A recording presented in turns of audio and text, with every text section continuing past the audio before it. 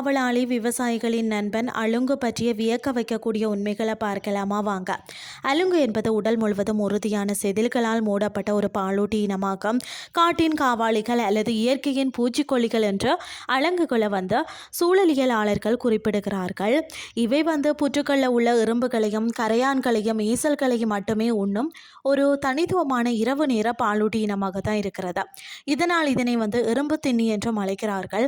பார்க்கறதுக்கு பூனை அளவில் இருக்கும் இந்த அரிய விலங்கு பார்த்தீங்கன்னா ஆபத்தை உணர்ந்தால் பந்து போல சுருண்டு கொள்ளும் தன்மையுடையது.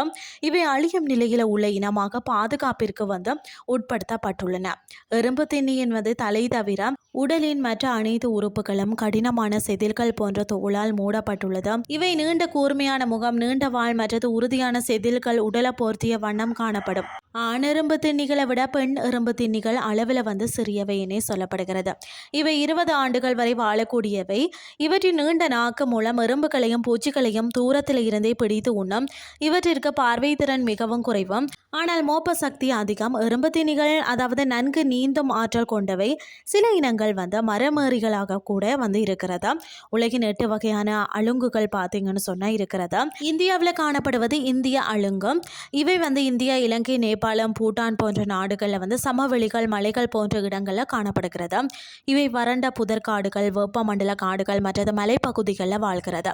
இதன் உடல் முழுக்க உள்ள செதில்கள் இதற்கு பாதுகாப்பு கவசமாக பயன்படுகிறது. உடல்ல உள்ள முடிகளோ காலப்போக்கில் செதில்களாக மாறிவிட்டன. இவை பிற விலங்குகளிடமிருந்து தன்னை தற்காத்துக் கொள்வதற்காக தான் ஒரு இரும்பு குண்டு போல தன்னை சுருட்டி கொள்ள இதனால் முடிகிறது. அலுங்கு எனப்படும் எறும்பு திண்ணிகள் தனிமை விரும்பிகள். இவை மட்டும் இல்லைன்னு சொன்னால் கரையான்களின் எண்ணிக்கை கட்டுப்பாடின்றி பெருகி காடுகளையும் விவசாய நிலங்களையும் உள்ள மரங்களுக்கு பெரும் அழிவை ஏற்படுத்தும்.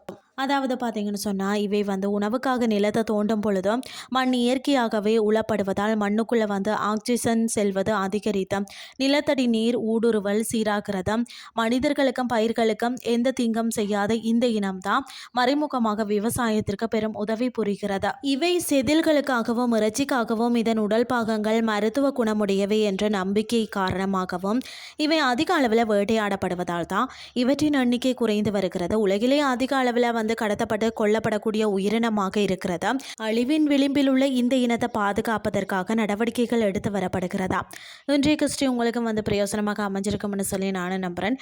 இதே மாதிரி மற்றொரு கிறிஸ்டின் வாயிலாக உங்களை சந்திக்கிறேன். நன்றி.